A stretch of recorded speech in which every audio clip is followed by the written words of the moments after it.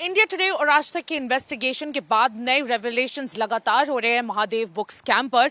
In fact Mahadev book scam में कल एक बहुत ही एक्सप्लोसिव डेवलपमेंट हुआ और वो ये था कि शुभम सोनी, असीम दास जो कुरियर को पकड़ा गया था, उसके फोन में एक शुभम सोनी की ऑडियो पकड़ाई गई थी। इनफैक्ट शुभम सोनी लगातार किस तरह से महादेव बुक ऐप में काफी ज्यादा एक्टिव था और किस तरह से वो गवर्नमेंट के कॉन्टैक्ट में आया, उस वीडियो में इस सारी चीजों की जानकारी थी। आज हम आपको वही बताएंगे कि किस तरह से शुभम सोनी का ऑडियो कल आता है और इनफैक्ट ऑडियो के साथ साथ ये एक वीडियो भी सामने आ गया है जो शुभम सोनी ने खुद वायरल किया है। शुभम सोनी ने ये जो वीडियो है ये रिलीज किया है दुबई से और इनफैक्ट शुभम सोनी इस वीडियो में कहते हुए नजर आए कि किस तरह से उन्हें प्रोटेक्शन मनी देने की जरूरत पड़ी। जैसे ही कई सारे यूथ महादेव बुक ऐप में छत्तीसगढ़ पुलिस के तहकीकात के तहत अरेस्ट हुए जा रहे थे और उसका काम हिंडर होना शुरू हो गया था महादेव बुक ऐप का, उसके बाद शुभम सोनी ने गवर्नमेंट में किसी आदमी से कांटेक्ट किया।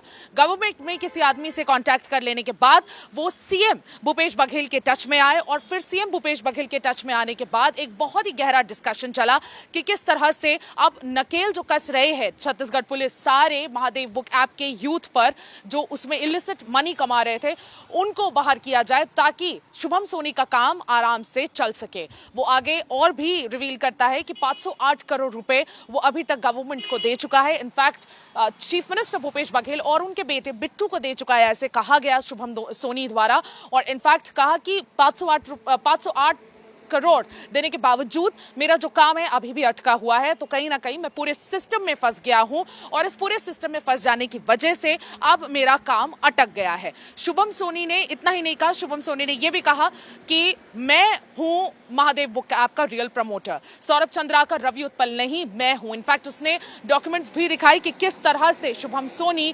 लगातार महादेव बुक ऐप स्क्रैच से शुरू कर रहा था और इनफैक्ट जो पूरा लाइमलाइट है वो सौरभ चंद्राकर और रवि उत्पल लेकर चले गए। तो ये काफी एक्सप्लोसिव जो डेवलपमेंट्स है लगातार हो रहे हैं। ईडी इस पर लगातार रेड्स कर रहा है, इन्वेस्टिगेशन कर रहा है। कल भी भिलाई के कुछ लोकेशंस में 4 लोगों के घर महादेव बुक ऐप को लेकर लगातार रेड चले और कई लोगों को एनओसी भी दिया गया क्योंकि उनके घर से कुछ नहीं मिला, लेकिन कई लोग हैं जो अभी भी रेडार पर हैं। इनफैक्ट असीम दास जो कुरियर पकड़ा गया था होटल ट्राइटन से 2 तारीख को, उस असीम दास से प्रीलिमिनरी इन्वेस्टिगेशन किया गया और remand copy special high court में दे दी गई है ताकि 14 दिन की कस्टडी ईडी को मिल सके। 14 दिन की कस्टडी इसलिए ताकि इन 14 दिनों में अच्छे से इंटरोगेशन करके और भी बाहर के कुछ लिंक्स है वो पता चल सके ताकि जल्द से जल्द इस पूरे इलिसिट स्कैम को खत्म किया जा सके। मैं आपको बता दूं, the matter is still in under investigation.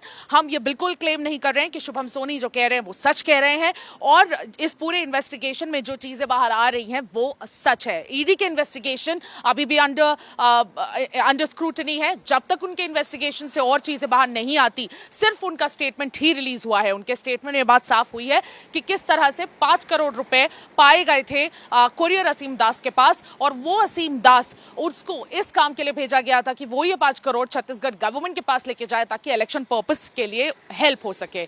अब ये सारे जो क्लेम्स है ये ईडी अपने स्टेटमेंट में कर रहे हैं और शुभम सोनी अपने वीडियो में कर रहे हैं। हाउएवर ये जानना जरूरी कि भूपेश बघेल ने क्या कहा।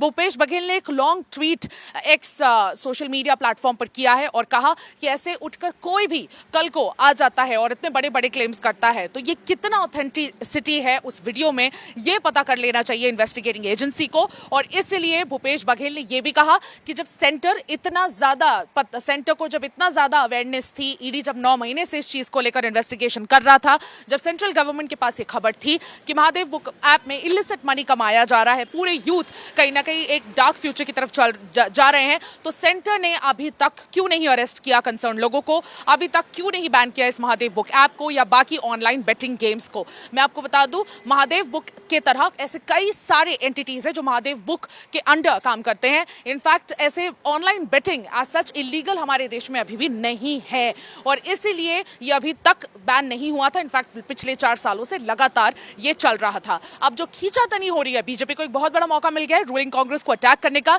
लेकिन ये सारा ड्रामा इलेक्शन के 48 घंटे पहले शुरू हुआ है। 24 घंटे पहले भी लगातार इस पे सवाल पूछे जा रहे हैं कांग्रेस गवर्नमेंट से। भूपेश बघेल लगातार सारे क्लेम्स को रिफ्यूट करते हुए चले जा रहे हैं।